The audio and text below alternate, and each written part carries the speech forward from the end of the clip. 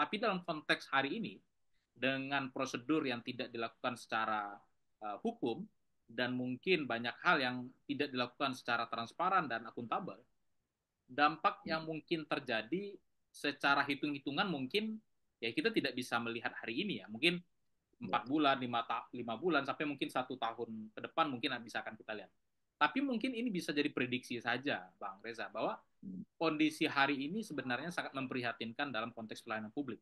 Apa yang terjadi hari ini sebenarnya ini juga sudah merupakan kategori pelanggaran konstitusi, mulai dari prosedur yang dilanggar dalam hal penyesuaian anggaran melalui Undang-Undang APBN perubahan. Yang kedua juga Menteri Keuangan sebagai bendahara umum negara yang mengatur seluruh lalu lintas keuangan negara di setiap sektor kementerian lembaga juga sangat juga sangat besar kewenangannya, sehingga merugikan hak konstitusional warga negara secara lebih general.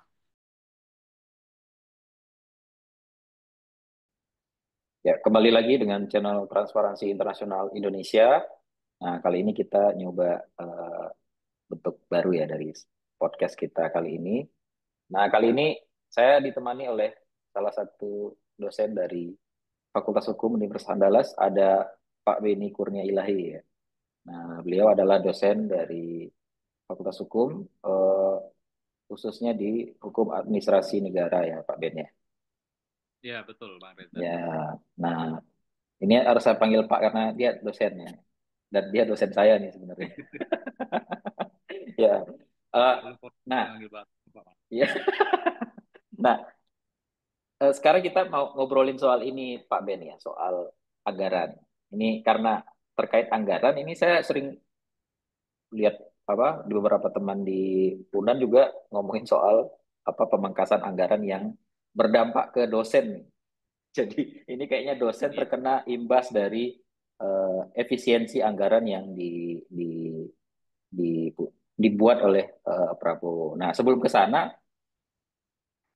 ini kita mungkin flashback dulu Pak Ben ini ke mungkin 10 tahun yang lalu ya. Jadi kalau kita lihat di rezim sebelumnya, isu soal efisiensi ini sudah cukup ini ya, sudah cukup apa booming di publik ya. Nah, misalnya kalau kita lihat ada beberapa pernyataan Jokowi, bahkan ketika dia masih gubernur Jakarta itu dia mengkritik pemerintahan SBY itu menganggarkan rapat di kementerian itu sampai 18 triliun. Ini bisa dicek di ini ya, di berbagai pemberitaan ya. Nah, dulu juga kita pernah mendengar ya Jokowi itu melarang adanya meeting di luar kantor ya. Jadi anggaran-anggaran meeting untuk di hotel-hotel itu dipangkas gitu. Nah, kalau kita telusuri juga, nah 2024 ya di akhir kekuasaannya Jokowi ini ternyata situasi yang sama terjadi juga sebenarnya di rezimnya Jokowi ya. Jadi kalau kita baca banyak media massa itu, wah ini responnya banyak nih Jokowi ini kan sering kaget gitu ya, geram, macam-macam lah responnya ya. Nah, ini gimana Pak Ben melihat konteks efisiensi anggaran ini dari sisi ya kalau kita lihat mungkin ini pernyataan ya yang muncul ke publik. Tapi secara politis ini seperti apa Pak Ben melihat efisiensi anggaran selama 10 tahun di era Jokowi? ya. Pertama tentu saja saya mengucapkan terima kasih kepada Bang Reza dan teman-teman TI yang sudah memfasilitasi diskusi hari ini ya, yang mungkin temanya yang sangat viral, dan mungkin ini menjadi isu kita bersama, baik itu kalangan akademisi, kalangan aktivis, termasuk juga mungkin diskursus bagi teman-teman ASN juga, karena juga dampaknya itu juga kepada ASN, Bang Reza. Uh, Kalau kita bicara soal efisiensi anggaran negara, Bang Reza, sebetulnya ini kan suatu hal yang wajar ya dalam proses penyelenggaraan pemerintahan. Karena memang sebagai penyelenggaraan pemerintahan yang baik tentu dituntut untuk bagaimana anggaran yang sudah disusun dalam skema APBN itu betul-betul harus didesain sedemikian rupa dengan aturan hukum yang jelas dan dengan desain perencanaan yang matang. Nah, tentu efisiensi anggaran menjadi suatu tonggak utama untuk bagaimana perencanaan anggaran itu betul-betul dapat digunakan secara baik dan berdampak kepada masyarakat. Apa yang terjadi di 10 tahun yang lalu sebetulnya inisiasi pemerintah untuk kemudian melakukan penghematan terhadap anggaran itu kan suatu hal yang bagus sebenarnya. Tapi desain yang kemudian dibentuk itu hanya sekedar mungkin kalau kita katakan ya istilahnya ya hanya sekedar di mulut saja, dan implementasi di lapangan tentu kita bisa melihat mungkin di 4 tahun terakhir ini justru Jokowi besar-besaran untuk mengeluarkan anggaran termasuk juga melakukan pembangunan terhadap ibu kota negara di Balikpapan. Artinya apa? Statement yang kemudian dikeluarkan oleh pemerintah terkait dengan efisiensi anggaran negara yang dibungkus dengan aturan hukum. Nah, ini pada implementasinya tidak sejalan dengan apa yang disampaikan oleh kepala pemerintahan. Padahal dalam hal melakukan efisiensi anggaran negara, kita kan sudah punya rambu-rambu ya, mulai dari ketentuan Undang-Undang Dasar 45, Pasal 23, lalu Undang-Undang Keuangan Negara, sampai ke aturan teknis yang dikeluarkan oleh Peraturan Menteri Keuangan, Bang Reza. Nah, itu semua sebetulnya sudah didesain secara hukum, secara normatif sebetulnya. Tapi yang menjadi soal itu adalah efisiensi anggaran itu tidak dilakukan secara optimal. Banyak pemerintah, baik itu di level pusat maupun daerah, melakukan efisiensi anggaran tapi tidak dilakukan secara teknokratis, Bang Reza.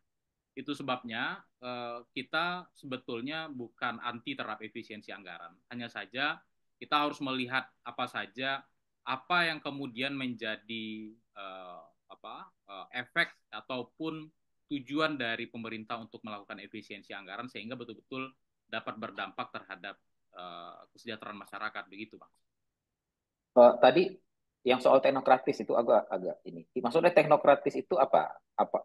Berarti kan ada yang non teknokratis. Jadi Ya, teknokratis dalam sisi efisiensi itu bentuknya kira-kira kayak seperti apa gitu? ya, kalau dalam konteks hukum keuangan negara, Bang Reza, melihat anggaran anggaran negara itu dapat bisa dijalankan secara baik, ada salah satu parameternya itu teknokratis. Teknokratis ini Hmm. lebih kepada apa yang didesain oleh pemerintah melalui proses perencanaan itu betul-betul dapat dilaksanakan. Dan kalau kemudian pemerintah ingin melakukan efisiensi terhadap anggaran, memang harus dipastikan ini di re, fungsinya itu realokasi atau lebih kepada pemblokiran anggaran. Karena memang bisa kita pastikan bahwa eh, salah satu tujuan pemerintah untuk melakukan efisiensi anggaran adalah bagaimana anggaran yang harusnya itu dilakukan oleh kementerian lembaga secara maksimal terpaksa harus kemudian direalokasi. Nah, idealnya seperti itu. Tapi pada prinsipnya, pada faktanya sebenarnya, efisiensi anggaran itu lebih banyak kemudian digunakan kepada hal-hal yang tidak hal-hal yang tidak sesuai dengan kepentingan masyarakat ataupun kebutuhan masyarakat. Nah, sehingga banyak perspektif publik menilai bahwa pemblokiran anggaran yang kemudian dimunculkan oleh publik sehingga pemerintah tidak punya gambaran yang jelas terhadap perencanaan apa yang kemudian dialokasikan untuk anggaran tahun berjalan. Nah, jadi istilah teknokratis ini lebih kepada bagaimana pemerintah mendesain anggaran itu sesuai dengan perencanaan dan memastikan anggaran yang direalokasi tersebut itu betul-betul dapat dilaksanakan dan berdampak baik dan berdampak bagus untuk kepada kemaslahatan masyarakat, Bang Reza. Nah, berarti kalau secara sederhana ini kan biar publik lebih bisa memahaminya ya dari sisi bahasa yang lebih mudah dipahami ya. Berarti teknokratis itu artinya bahwa anggaran itu mesti efisiensi itu harusnya sudah ada di perencanaan. Jadi ketika mereka mau menyusun anggaran, efisiensi itu sudah jadi semacam itu dibahas di situ. Nah, berarti kan bisa nggak dibilang misalnya ketika terjadi transisi dari Jokowi ke Prabowo, itu kan ada semacam tim yang masuk ke dalam kabinetnya Jokowi ya, termasuk di jajaran Kementerian Keuangan. Saya ingat betul ada beberapa orang yang dekat dengan Prabowo itu masuk ya di dalam jajaran kementerian itu yang mereka anggap sebagai transisi. Nah, itu kan artinya eh, di 2024 itu mereka sudah menyiapkan semacam skema untuk melakukan penyusunan anggaran yang kalau kita baca di media itu untuk mendukung untuk mendukung program Pak Prabowo ya di periode berikutnya. Nah, eh, kalau kita balik ke soal teknokratis tadi, apakah bisa disebut eh, efisiensi kali ini itu tidak berdasarkan hal yang kita sebut teknokratis tadi? Jadi itu tidak direncanakan tiba-tiba kemudian di bulan Februari ya atau Januari akhir itu tiba-tiba ada pemotongan anggaran di mana-mana. Kira-kira gitu nggak kalau kita mau memberikan penafsiran ya? Ya, apa yang Bang Reza sebut itu bisa bisa kita golongkan seperti itu, Bang. Karena memang apa yang terjadi di beberapa bulan yang lalu ya, ini kan APBN tahun 2025 kan ditetapkan di akhir eh, tahun 2024 kemarin Hmm. ya, dengan diterbitkannya Undang-Undang Nomor 14 tahun 2024 kalau tidak salah. Undang-Undang 14 tahun 2024 tentang APBN tahun 2025.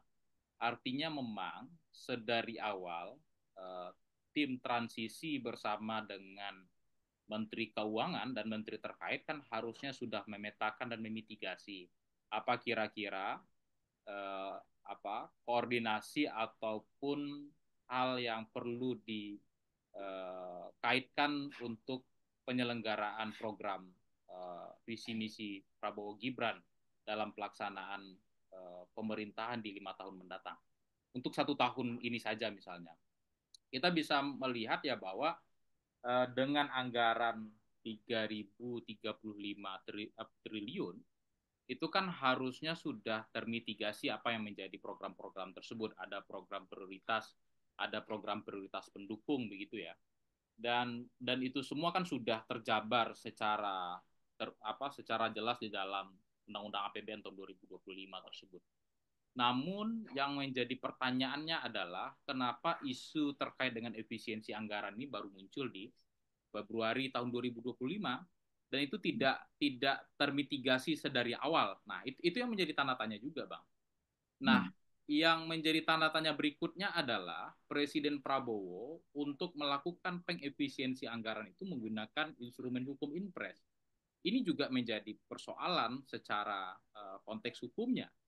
Harusnya kalau misalnya Prabowo sedari awal sudah punya pemikiran bahwa 4 tahun atau 5 tahun penyelenggaraan presiden Jokowi, memang ternyata ada semacam pemborosan anggaran. Katakanlah bisa di angka 300 sampai 600 triliun, kemudian anggaran tersebut bocor entah kemana. Nah, harusnya kan itu sudah termitigasi di APBN 2025, sudah dikomunikasikan sebelumnya melalui Menteri Keuangan. Nah, tapi itu tidak terinformasi secara baik kepada Menteri Keuangan sehingga Menteri Keuangan dalam hal penyusunan Undang-Undang APBN tahun 2025 ya hanya menggunakan instrumen hukum normal untuk penyesuaian anggaran tersebut. Nah, tiba-tiba keluar Impres 1 tahun 2025 yang menyatakan terjadi penyesuaian anggaran untuk efisiensi anggaran dalam rangka mendukung program prioritas Prabowo terutama untuk makan bergizi gratis. Nah, tentu ini menjadi tanda tanya dong bagi masyarakat. Kenapa kemudian hal yang sangat prinsipil, fundamental ini terkait dengan anggaran negara hanya dikeluarkan dalam bentuk impres. Padahal dalam hal konteksnya untuk melakukan perubahan terhadap anggaran karena terjadi penggeseran program, belanja, jenis alokasi, itu kan harus ada persetujuan DPR di dalamnya. Nah, itu ada aturannya di dalam pasal 27 ayat 3 dan ayat 5 Undang-Undang 17 tahun 2003 tentang keuangan negara, Bang Reza.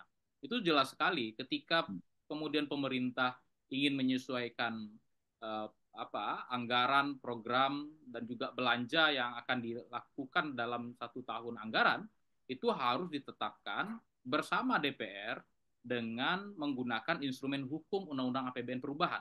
Nah, itu yang harus dilakukan oleh Prabowo secara hukumnya. Tapi kalau kita lihat dengan fenomena hari ini, justru Prabowo tidak menggunakan instrumen hukum itu, hanya menggunakan impres tanpa ada persetujuan DPR.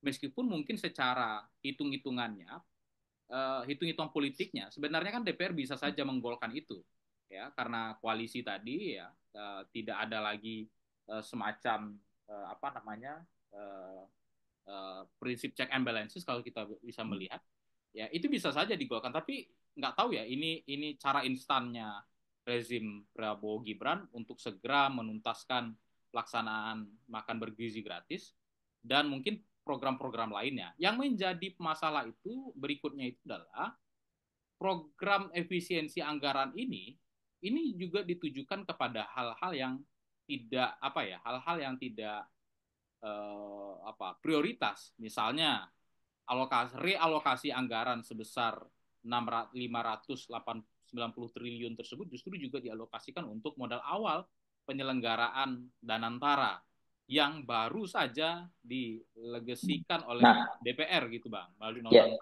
BUMN. Nah, sebelum ke sana ini aku agak tertarik dengan soal yang tadi, soal apakah kebijakannya tepat ya. Jadi tadi Pak Ben sudah menyinggung soal impres ya. Artinya kalau disebut bahwa impres itu tidak tepat, lalu seharusnya yang dilakukan itu adalah perubahan undang-undang karena itu APBN ya ditetapkan dengan undang-undang, maka perubahannya itu harus dengan perubahan undang-undang. Dan itu artinya melibatkan fungsi DPR ya. Nah, saya mungkin agak awam soal teknis di dalam undang-undang APBN ya. Apakah realokasi, sorry, bukan realokasi, ya efisiensi yang terjadi sekarang itu mengubah struktur APBN dari sisi dari aspek teknis. Aku kurang paham ya. Angka itu kan ada di lampiran APBN ya, yang menjadi bagian dari undang-undang APBN.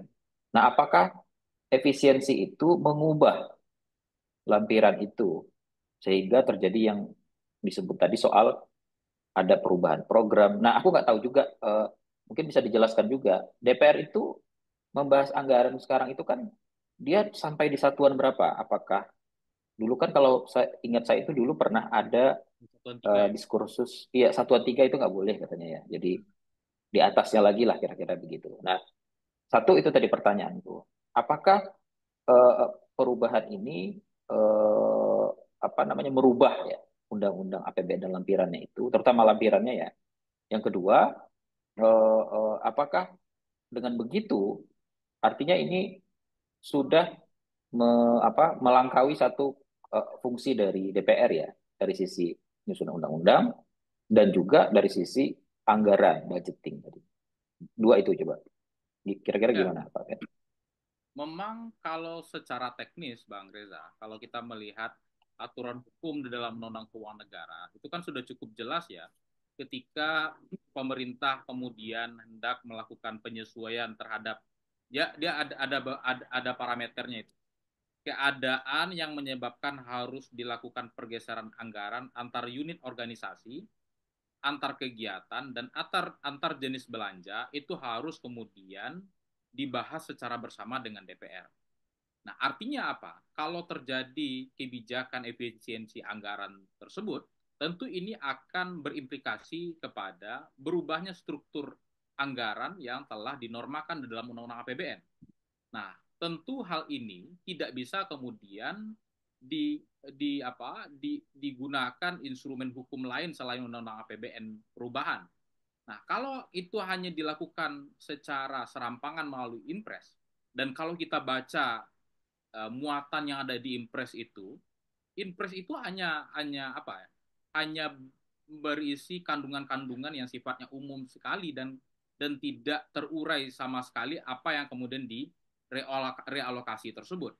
Nah, mungkin secara lebih teknis mungkin ya yang akan direalokasi mulai dari alat tulis kantor, perjalanan dinas, itu kan hal-hal yang lebih teknis gitu ya.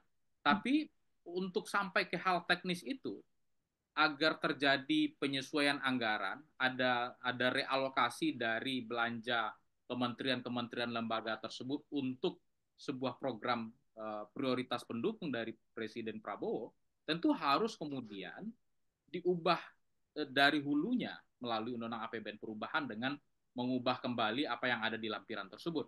Karena kalau tidak diubah, Bang Reza, ini akan berkonsekuensi terhadap pelaksanaan anggaran di level bawahnya. Nanti bagaimana kemudian acuan yang akan digunakan oleh katakanlah ke pemerintah daerah, karena pemerintah daerah juga juga apa ya juga terkena dampak ini, ada 50,6 triliun yang kemudian terdampak oleh itu.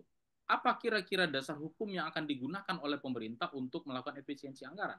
Apakah hanya menggunakan impres, sementara impres tidak terurai secara jelas? Kalau kemudian itu tidak dilakukan secara terstruktur dan sistematis melalui undang-undang APBN perubahan, saya yakin kementerian lembaga yang terkena dampak termasuk juga pemerintah daerah juga akan kewalahan.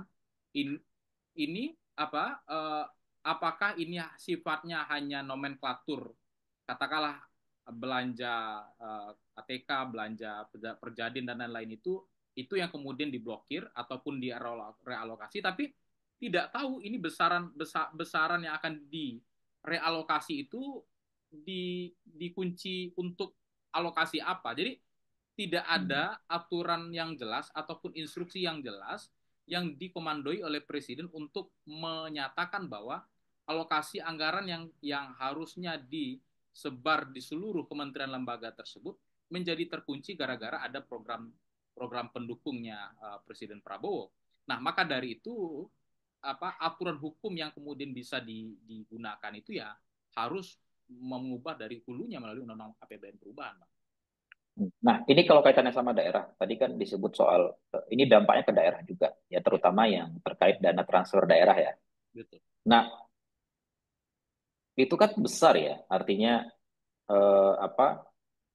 Kalau itu berdampak secara yang tadi disebut program tujuan macam-macam itu yang sifatnya apa umum gitu. Nah, misalnya nih ya, kalau misalnya tujuannya adalah untuk misalnya riset ya. Nah, di riset itu kan biasanya banyak seminarnya, banyak FGD-nya dan seterusnya. Nah, ini saya dengar ada lembaga riset ya yang di BAPBN itu tiba-tiba nggak boleh melakukan riset ya karena isi dari riset apa aktivitasnya ya banyak seminar. Nah, yang kalau misalnya kita kaitkan dengan efisiensi yang dilakukan ini, nah apakah ini sebetulnya kayak pukul rata? Jadi ketik saya nggak tahu persis teknisnya ya. Apakah ini kayak pukul rata seperti misalnya seminar, kegiatan yang bentuknya seminar, FGD atau kegiatan serupa yang disebut seremonial itu hanya boleh misalnya 50%. Apakah kira-kira seperti itu enggak? Sehingga semuanya kena dampaknya nih. Jadi ada lembaga yang memang kegiatannya seminar gitu. Jadi tidak apa tidak kalau tidak ada seminar ya tidak bisa melakukan kegiatan termasuk misalnya kayak riset yang saya sebut tadi.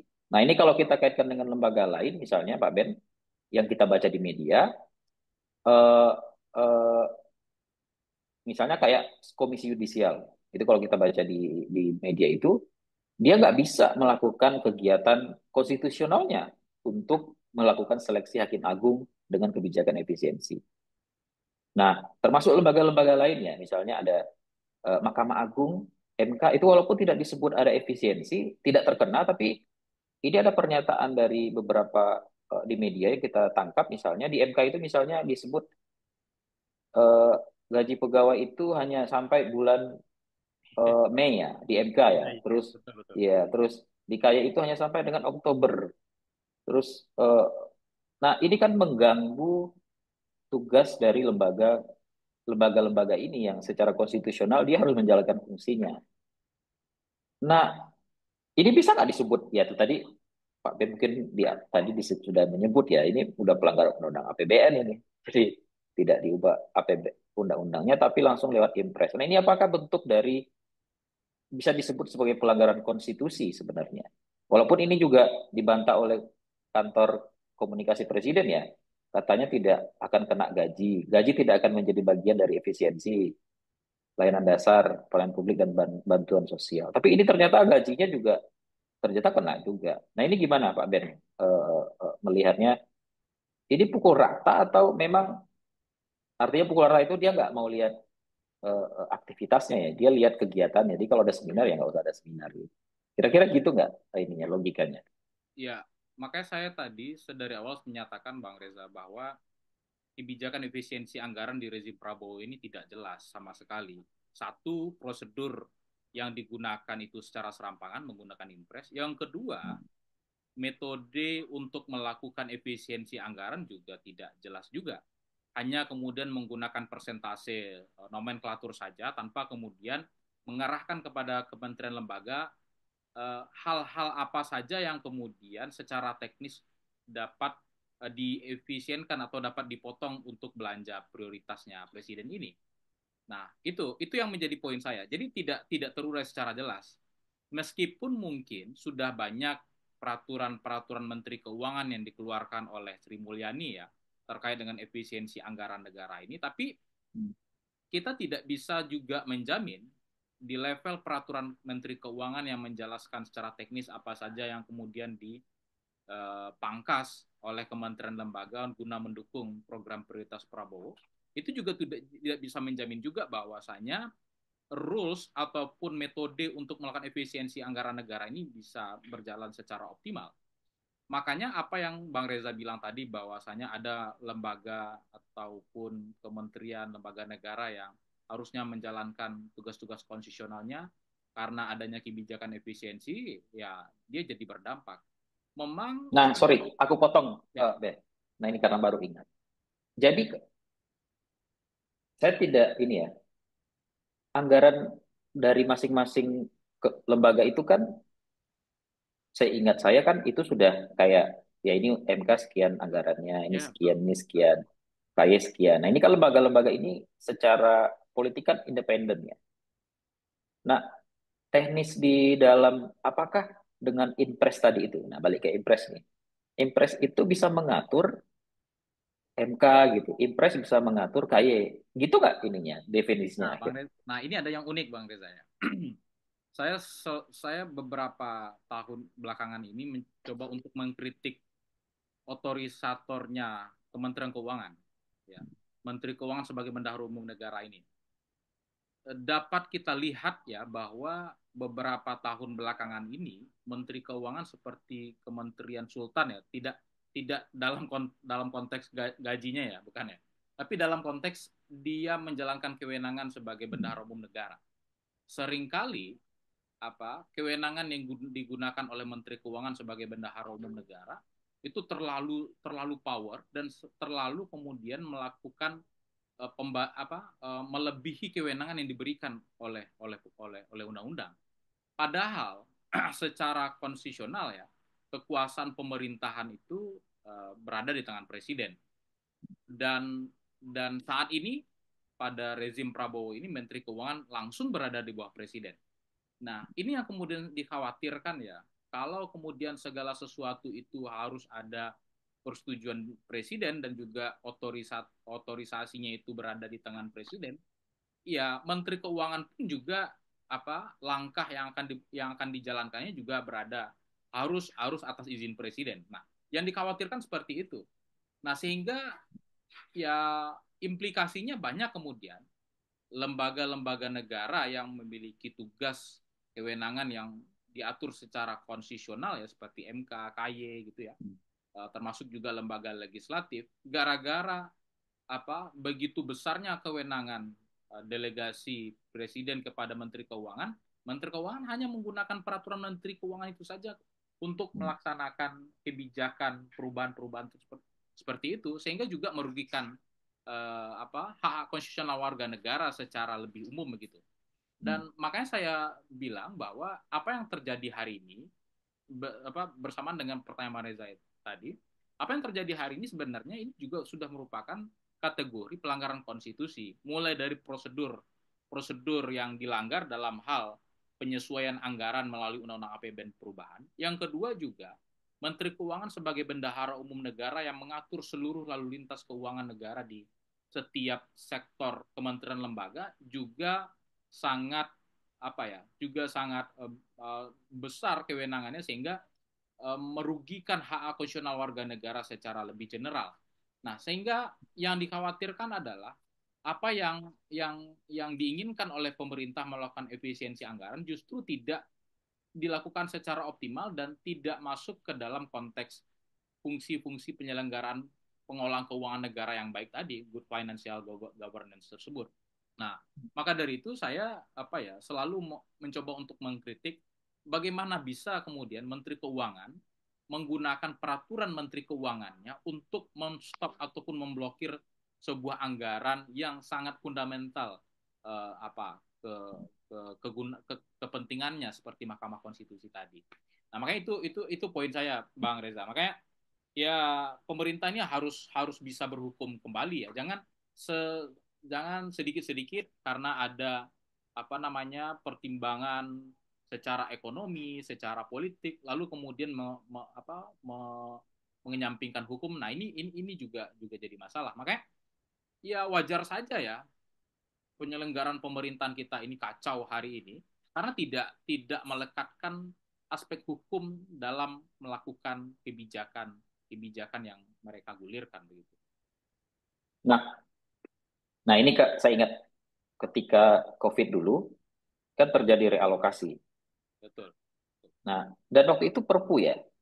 Ya, Perpu 1 2020 Bang Reza. Ya. Nah, artinya ini kan ada ya mungkin dari sisi anggaran mungkin tidak akan jauh berbeda ya. Jadi maksudnya apa realokasi itu dilakukan melalui Perpu. Sekarang Inpres dan Inpres ini menjangkau semua institusi ya dari tingkat di lembaga-lembaga negara di tingkat pusat sampai ke daerah. Kalau ini dianggap pelanggaran konstitusi, ya kita mungkin agak pesimis juga. Mekanisme konstitusionalnya bisa berjalan ya. Kalau pelanggaran undang-undang ini kan ya arahnya ke pemakzulan kan sebenarnya. Jadi kalau presiden dianggap melanggar konstitusi, maka dia dimakzulkan melalui proses impeachment. Ya DPR ya. Nah DPR-nya diam saja nih. Jadi kalau kita lihat sekarang misalnya Pak Ben, secara politik anggaran ini fungsi DPR sendiri itu seperti apa di era Prabowo ini? Apakah mungkin hampir sama dengan di era Jokowi juga ya? Maksudnya ya, ya stempel kebijakan pemerintah saja ya. Setuju kita bikin undang-undang A ya, tidak ada perdebatan, disahkan. Apakah sama tuh konteksnya dengan yang terjadi hari ini? Mungkin di soal efisiensi. Dan kayaknya DPR-nya kayaknya diam aja ya. Ya, seperti itulah Pak Reza. Jadi kalau Ya, kalau kita bandingkan dengan masa COVID kemarin ya Pak Reza, ya. betulnya di dalam Undang-Undang 17 2003 tentang keuangan negara sudah mengatur hal demikian juga. Betulnya itu topik disertasi saya Hmm, di dalam pasal 27 ayat 4 ya Undang-Undang Keuangan Negara itu menyatakan bahwa dalam keadaan darurat pemerintah dapat melakukan pengeluaran yang belum tersedia anggarannya. Jadi artinya adalah pemerintah punya keleluasaan untuk menggunakan anggaran yang sebetulnya belum ada tertera di APBN.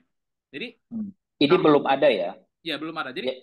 Hmm, jadi apa? Jadi apa yang sudah tertera di APBN, lalu kemudian APBN itu dirombak lagi dalam pelaksanaannya, itu tidak ada masalah karena kondisinya abnormal, hmm. kondisinya darurat, itu bisa Darurat. dialokasikan bebas untuk kepentingan kemanusiaan. Nah, Hmm. dalam konteks hari ini bukan dalam keadaan darurat. Pasal 27.4 nggak bisa digunakan untuk mengelaborasi kebijakan ini. Makanya, Karena tidak ada, sorry, karena tidak ada perpunya gitu. ya kalau Perpu kan harus ada kondisi darurat dulu yang dinyatakan oleh Iya, pemerintah. nggak maksudku. Kalau soal dia mengeluarkan perpu, soal alasan ya, Ya, ya mungkin itu bisa diperdebatkan ya. Maksudnya salahnya Prabowo ini cuma satu, dia nggak pakai perpu, gitu nggak kira-kira? Dari ya, sisi alas hukum ya. hmm, betul, betul. Karena begini, kalau kalau dalam keadaan darurat itu kan bisa saja ya kemudian pemerintah mengeluarkan anggaran yang nggak ada alokasinya. Betul apa yang dibilang Pak Reza barusan ini ya, memang ya Presiden Prabowo tidak tidak menyatakan ini keadaan darurat. Kalau ini keadaan darurat berlaku pasal 27 ayat 4 sebenarnya. Nah, tapi yang jadi soal itu adalah kondisi ini tidak dalam keadaan darurat, pemerintah juga tidak mendeklar ini dalam keadaan darurat, lalu tiba-tiba presiden menggunakan impres, ini yang jadi masalah. Padahal secara hukumnya juga ada lanjutannya di 27 ayat 5 yang dibilang tadi. Dalam dalam hal terjadi pergeseran anggaran, ya pemerintah harus membuat menyusun ataupun membahas secara bersama DPR untuk kemudian mengeluarkan undang-undang APBN perubahan. Nah, itu yang harus dilakukan oleh Presiden Prabowo sebenarnya. Nah, tanpa kemudian menghilangkan entitas konstitusinya, ya Presiden kan sebetulnya ya punya keleluasaan karena dia sebagai kepala pemerintahan, dia bisa saja kemudian melakukan pergeseran-pergeseran. Tapi kita tentu sebagai negara hukum ya tidak boleh juga menyampingkan konstitusi. Kita ada peran DPR. Maka berkenaan dengan apa yang ditanya Bang Reza tadi, sejauh mana sebenarnya fungsi ataupun kewenangan DPR untuk melihat hal ini? Kita tahu Bang bahwa dalam hal dalam hal pelaksanaan kebijakan keuangan negara, kalau kita baca bab 7 keuangan negara itu, baik dalam konteks penerimaan negara, pajak, termasuk juga terkait dengan Bank Indonesia dan juga seluruh aspek yang berkaitan dengan keuangan, itu kan harus ditetapkan dengan undang-undang. Artinya apa? Artinya ketika pemerintah hendak melakukan kebijakan yang berkaitan dengan keuangan negara, karena ini adalah sifatnya fundamental, harus melibatkan DPR sebagai organ yang turut serta dalam membentuk undang-undang. Nah, maka dari itu, ya DPR harus punya legitimasi yang kuat untuk mengatakan bahwa efisiensi anggaran ini sejauh mana nih urgensinya untuk kepentingan masyarakat. Atau jangan-jangan efisiensi anggaran ini menjawab apa yang menjadi dilema Presiden Prabowo hari ini karena kegemukan kementeriannya dari 34 kementerian sampai sekarang saat ini ada 56 menteri plus dengan wamen, staf sus dan lain-lainnya. Ini yang kemudian menyebabkan pemerintah kewalahan untuk mencari uang sehingga harus melakukan efisiensi anggaran. Itu saja statement yang tidak tersampaikan oleh Presiden Prabowo. Sebenarnya kalau melakukan efisiensi anggaran kan harusnya dimulai dari aspek yang lebih sederhana dulu lah. Ya, merampingkan kabinet, ya, mengurangi stafsus, mengurangi UAMN. Nah, ini yang menjadi barang penyebab kenapa kemudian anggaran negara itu semakin naik peruntukannya sehingga harus mengorbankan hal-hal yang prinsipil. Nah, satu lagi Bang Reza, kenapa ini dikatakan sebagai pelanggaran konstitusi? Konstitusi, kita kan di dalam konteks keuangan negara ada mengenal mandatory spending, Bang. Artinya adalah pengeluaran negara yang kemudian diatur secara langsung oleh konstitusi ataupun undang-undang. Salah satunya misalnya sektor kesehatan, pendidikan, dana transfer daerah, itu semua mandatory spending. Semuanya itu langsung angkanya diatur dengan undang-undang atau dengan konstitusi. Nah, coba bayangkan misalnya di level kementerian pendidikan yang punya 3 kementerian, ada Kemendikbudristek, ada Kemendikbud, ada Kementerian Pendidikan, ada Kementerian Kebudayaan yang juga menaungi aspek pendidikan juga. Lalu anggarannya dipangkas.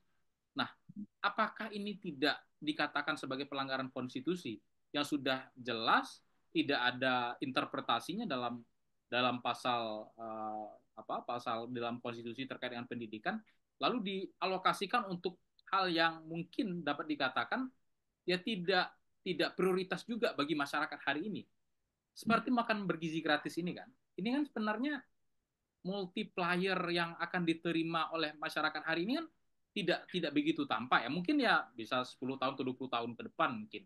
Tapi dalam jangka waktu yang dekat dampaknya kan tidak begitu tidak begitu kita rasakan. Bahkan mungkin Jangka banyak panjang lah ya. ya. Bahkan mungkin banyak masalah ya yang kita lihat hari ini makan bergizi gratis justru banyak potensi korupsi, banyak tidak dialokasikan untuk hal yang lebih prinsipil untuk anak-anak, justru ini digunakan kepada daerah-daerah yang daerah-daerah yang mungkin secara wilayah itu perkotaan. Nah, bahkan di Papua sekarang kan juga menolak gitu ya makan Menolak. bergizi gratis. Nah, artinya memang kegiatan ataupun kebijakan presiden hari ini ya tidak seluruhnya bisa didukung oleh masyarakat. Sehingga ini harus juga dievaluasi ya harusnya begitu, Bang. Nah, nah kalau bicara dampak nih, nah misalnya tadi pemotongan di mana-mana ke daerah itu dia masuk ke slot anggaran yang mana ya? Apakah itu yang termasuk juga dana desa atau hanya yang ada anggaran DAU, DAK gitu yang ada di Pemda-Pemda itu ya? Kalau untuk daerah. Kalau untuk daerah, se- sejauh yang saya teli, Bang Reza, itu Hmm. hanya pada tataran DAU dan DAK saja. Dana Hmm. desa itu tidak apa ya, tidak berdampak dari efisiensi anggaran ini.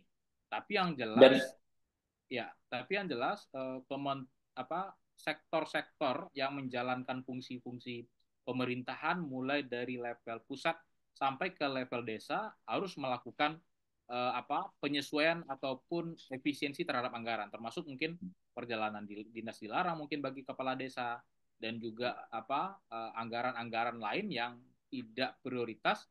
Nah, itu yang kemudian menjadi efek juga meskipun anggarannya tidak dipangkas. nah, yang terkait dengan mandatory spending tadi, Ya, yang tadi disebut ada pendidikan yang 20%, kemudian kesehatan. Nah, ini sejauh hitungan Pak Bedi ini ada nggak? Misalnya ketika ada pemotongan ini di Kementerian Pendidikan misalnya, itu dan kementerian lain, saya kurang paham. Karena saya pernah baca itu, anggaran pendidikan itu tersebar di mana-mana ya, tidak betul hanya di betul. Kementerian Sampai Pendidikan. ke Nah, pemerintah daerah pun, Bang. ya, nah maksudnya di APBN misalnya, itu kan harus 20% ya, minimal 20%. Nah, hitungan Pak Bedi gimana itu setelah efisiensi itu penurunannya gimana? Itu apakah tidak mengurangi dari 20% atau maksudnya walaupun kita mungkin sudah kalau saya sih berasumsi pasti di atas 20%. Nah, kondisinya sekarang gimana? Pak Bedi ngitung nggak itu? Ya, sejauh ini saya kan sebetulnya belum belum punya data juga ya Hmm. untuk menghitung untuk melihat apakah memang ketika terjadi efisiensi anggaran eh, maklumat 20% dalam konstitusi itu apa ya terdampak gara-gara kebijakan efisiensi anggaran Hmm. negara ini. Tapi sependek yang saya tahu dengan adanya pemangkasan terhadap anggaran negara yang kemudian dialokasikan untuk program prioritas presiden, ini juga berdampak terhadap dunia pendidikan Hmm. yang seharusnya mungkin dari aspek sarana dan prasarana, lalu apa pembiayaan pendidikan secara internal ini juga berdampak. Seperti di perguruan tinggi misalnya, Bang Reza, itu dana dana apa dana yang harus digelontorkan oleh Kemendikti Saintek untuk penyelenggaraan pendidikan dipangkas ya kalau tidak salah sampai di angka 30 sampai 40%. Di UNAN saja seperti itu, sampai Hmm. 40%. Artinya apa? Ada mungkin ini asumsi saya ya. Bisa saja apa yang dijelaskan dalam impres itu ada nomenklaturnya, ada perjalanan dinas dihapus, ada biaya makan, snack, kota dan apa namanya biaya rapat dihapus. Tapi kan Hmm. kita tidak juga bisa menjamin ya bahwasanya dengan anggaran pemotong anggaran dari di angka 35% itu tidak hanya sampai kepada level Perjadin dan lain-lain itu saja, tapi juga pasti akan berdampak kepada hal-hal lain. Misalnya mungkin yang harusnya kampus harus menyediakan sarana dan prasarana untuk apa untuk fasilitas pendidikan di pendidikan tinggi. Tapi itu tidak dilakukan karena ada pemangkasan anggaran. Sudah pasti itu Hmm. melanggar konstitusi karena harusnya itu di apa dialokasikan secara wajib di angka 20%, tapi itu tidak dilakukan karena pemangkasan anggaran. Dalam konstitusi kan sebenarnya tidak ada apa juga ya, tidak ada pengkategorian juga ya. Ini 20% ini dialokasikan untuk ini ya, kan nggak ada. Tapi mutlak semuanya 20% untuk seluruh konteks kebutuhan yang ada di penyelenggaraan pendidikan tersebut, Hmm. mulai dari Kementerian Pendidikan sendiri sampai ke juga Kementerian Agama sampai juga ke pemerintah daerah. Nah, saya yakin dari seluruh nomenklatur yang diatur dalam impres tersebut itu itu sudah pasti akan jadi objek pemangkasan. Tapi tidak Hmm. tertutup juga kemungkinan aspek-aspek lain juga akan terjerumus gara-gara nilai persentase tadi, Bang.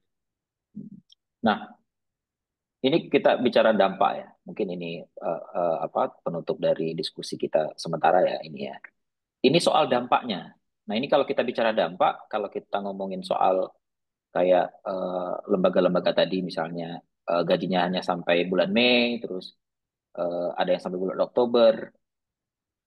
Terus kita pernah dengar juga itu ada yang di PHK itu gara-gara ada pemangkasan itu, lalu artinya secara apa ini terjadi semacam satu lembaganya nggak bisa bekerja, ini secara ini ya, secara kasarnya ya. Terus ada yang bekerja lalu diberhentikan, ada PHK.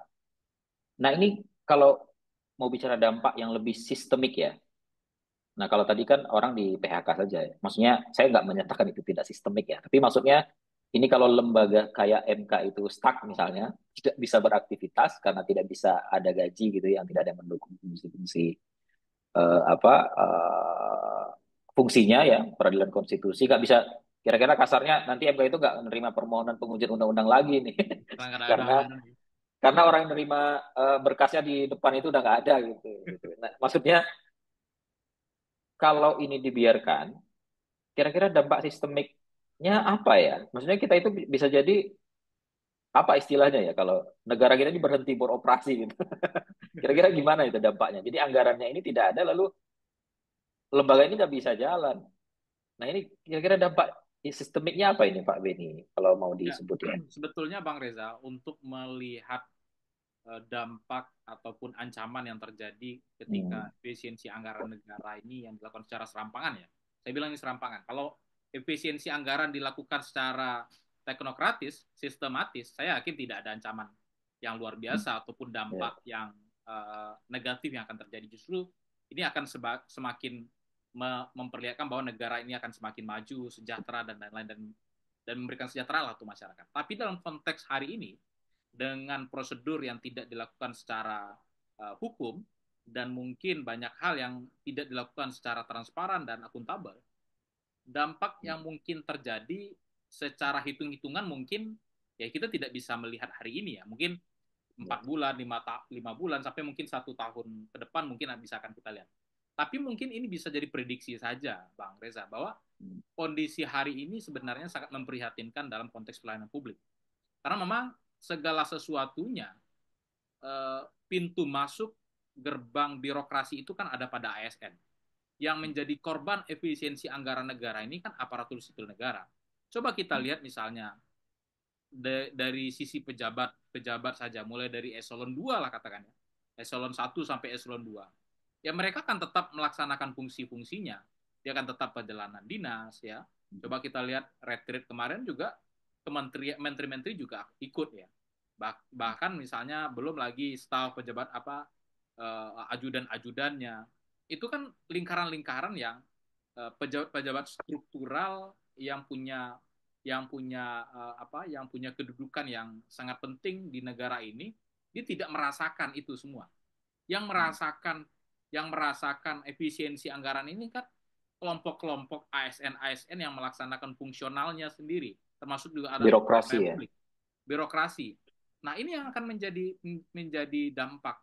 Nah, sehingga ketika mereka tidak melakukan pekerjaan secara optimal, juga masyarakat yang mengurus pelayanan publik di sebuah institusi, kementerian, lembaga, termasuk pemerintah daerah, juga tidak terlayani secara baik, begitu, Bang.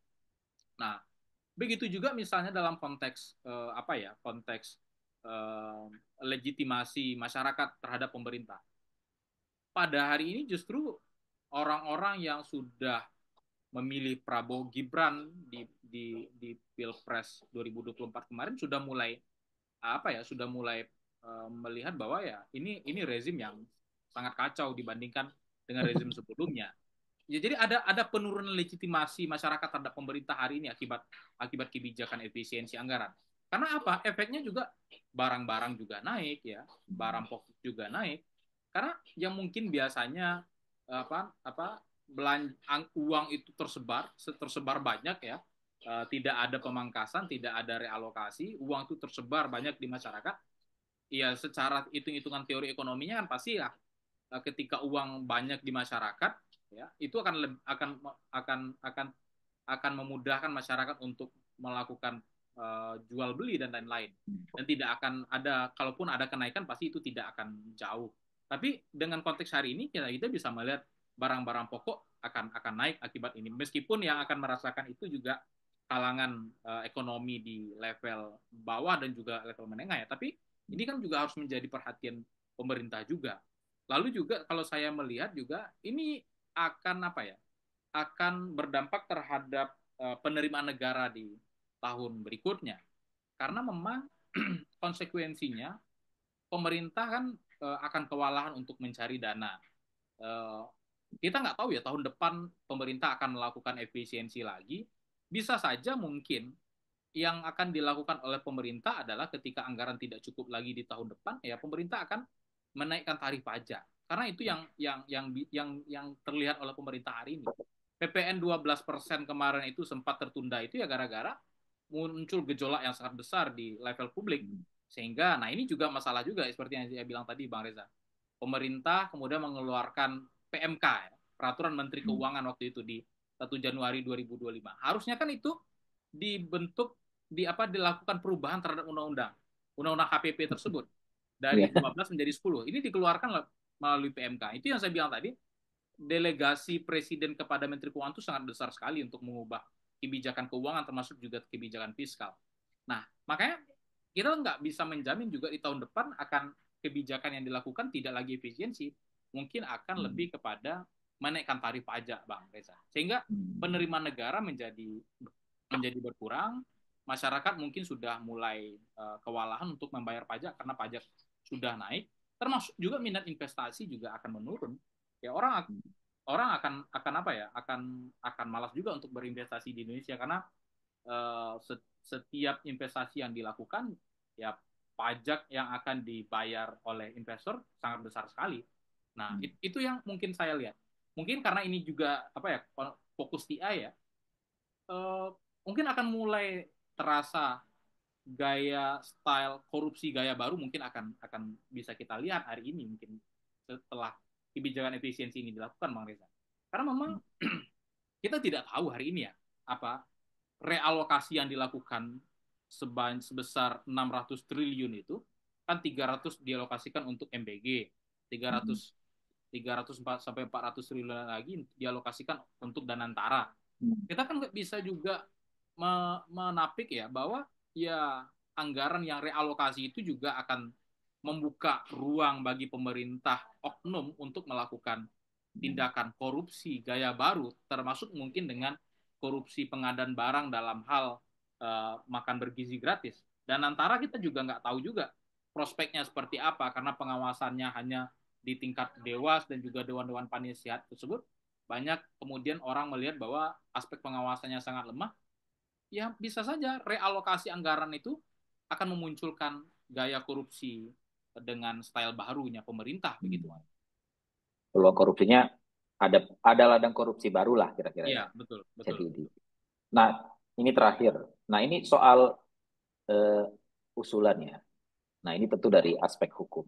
Nah ini supaya pelanggaran walaupun sudah kita bahas di awal tadi ya. Ini kira-kira kalau mau mengusulkan kepada Prabowo, ya Presiden Prabowo, kira-kira supaya dia tidak dalam tanda petik melanggar hukum. Tadi kan kita udah banyak sebut ya bahwa ini pelanggaran konstitusional, mulai dari motong anggaran tidak dilakukan melalui mekanisme perubahan undang-undang. Lalu yang kedua dia motong-motong anggaran dari lembaga-lembaga independen yang diatur di konstitusi ya, yang sebenarnya itu bertentangan. Nah, kira-kira usulan jangka pendek nih untuk apa yang perlu dilakukan oleh presiden ini terkait dengan eh, efisiensi ini. Secara hukum, kira-kira apa yang mesti dilakukan oleh presiden? Ya, tentu kalau kita melihat dalam optik hukum administrasi, Bang Reza, karena ini belum dilakukan secara jauh juga ya, terkait dengan kebijakan efisiensi anggaran ini. Meskipun di masing-masing KL itu sudah terkunci anggarannya oleh Menteri Keuangan, tapi alangkah baiknya ini dibahas dulu dengan DPR. Meskipun secara itu politiknya DPR juga akan menyetujui ya. Tapi paling tidak ini bisa dilihat secara transparan dan akuntabel juga oleh seluruh rakyat Indonesia bahwasanya kebijakan efisiensi anggaran ini memang betul-betul ada legitimasi rakyat melalui DPR untuk menyetujuinya. Dan tentu ini juga akan berimplikasi kepada aturan hukum yang akan dikeluarkan melalui Undang-Undang APBN perubahan.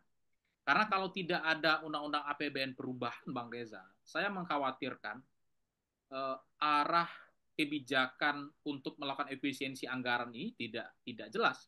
Justru ini ya yang saya lihat hari ini, kebijakan untuk realokasi anggaran yang ditujukan untuk Danantara ini kan tidak ada sebelumnya, tidak ada Hmm. di visi misi presiden, lalu tiba-tiba dengan realokasi anggaran ditujukan untuk Danantara.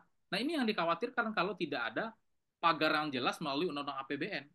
Kalau Hmm. sudah ada pagar yang jelas melalui undang-undang APBN, ini dialokasikan untuk sektor ini, sektor ini, sektor ini, jelas nanti bahwa realokasi anggaran itu hanya ditujukan kepada sektor A, sektor B, sektor C. Nah, sehingga jelas peruntukan realokasi anggaran tersebut dan berdampak baik juga bagi masyarakat. Yang kedua, mungkin kita sebagai masyarakat sipil juga bisa mendorong ya, bagaimana pemerintah dalam melakukan realokasi anggaran itu bisa menyampaikan kepada publik, ya, menyampaikan kepada publik apa yang atau objek apa yang direalokasi, dan masing-masing kementerian lembaga yang mendapatkan dana dari realokasi tersebut, katakanlah misalnya Badan Gizi Nasional, itu juga apa? Juga menyampaikan hasil pertanggungjawaban keuangannya dari hasil realokasi tersebut, sehingga semua warga negara bisa melihat bahwasanya dana yang mereka setor ke negara yang digunakan untuk efisiensi anggaran betul-betul termanfaatkan secara baik, termasuk untuk kegiatan makan bergizi gratis tersebut. Lalu yang ketiga, saya juga melihat karena ini ada diskriminasi juga yang diciptakan oleh Presiden Prabowo melalui kementerian lembaga, hanya beberapa kementerian yang kemudian tidak dijadikan objek untuk pemangkasan. Nah, ini juga harus kemudian kita kritisi. Jangan sampai nanti pemerintah hanya melindungi lembaga-lembaga tukang gebuk saja, Bang Reza. Karena kalau kita lihat ya, kepolisian, kejaksaan, Mahkamah Agung, DPR, DPD itu kan tidak terkena imbas dari efisiensi Hmm. anggaran. Dan itu kan lembaga-lembaga tukang gebuk saja, lembaga yang mengamankan kekuasaan presiden saja. Nah, kita harus kemudian mensonding hal ini agar pemerintah tidak diskriminasi. Justru yang melaksanakan fungsi pelayanan publik, fungsi-fungsi konstitusional seperti KY, MK, termasuk juga pemerintah daerah atau kementerian-kementerian terkait yang langsung berorientasi ke kegiatannya dengan masyarakat, ini yang juga harus dioptimalkan. Jangan sampai ada hal-hal yang prinsipil, ada mandatory spending di dalamnya, pendidikan, kesehatan, transfer ke daerah, justru itu tidak dioptimalkan secara baik gara-gara efisiensi anggaran. Nah, dengan tiga hal itu saya kira ini bisa kita lakukan, sampaikan kepada pemerintah, sehingga paling tidak dari tiga itu satu atau dua saja dikabulkan, ya ini sudah syukur juga kita sebagai akademisi dan juga teman-teman masyarakat sipil.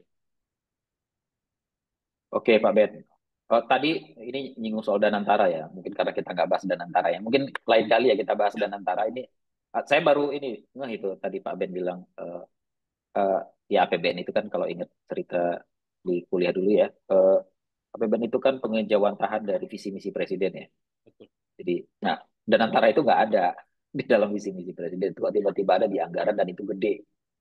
300 apa 300 triliun ya yang alokasinya yang diambil dari efisiensi ini ya.